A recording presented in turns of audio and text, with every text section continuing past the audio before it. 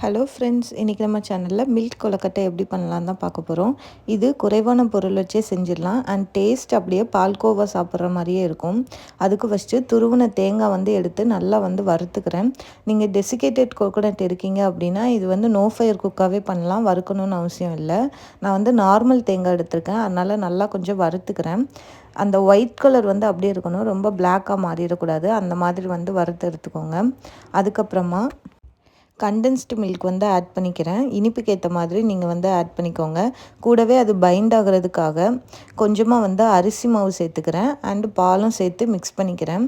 இப்போது நல்லா ஆறுனதுக்கப்புறமா நம்ம மோல்டில் போட்டு எடுத்துக்கலாம். உங்கள்கிட்ட மோல்டு இல்லைன்னா கையாலே ரோல் பண்ணிக்கலாம். இது நம்ம தேங்காய் வறுக்க மட்டும்தான் நம்ம நெருப்பு யூஸ் பண்ணணும். அதோட ஸ்டவ் ஆஃப் பண்ணிவிட்டு தான் மற்ற ஒர்க் எல்லாமே பண்ணணும். சூப்பரான பால் கொழுக்கட்டை ரெடி ஆயிடுச்சு பாருங்கள். இது டேஸ்ட் அப்படியே நமக்கு பால்கோவா சாப்பிட்ற மாதிரியே இருக்கும். நெக்ஸ்ட் வீடியோவில் பார்க்கலாம்.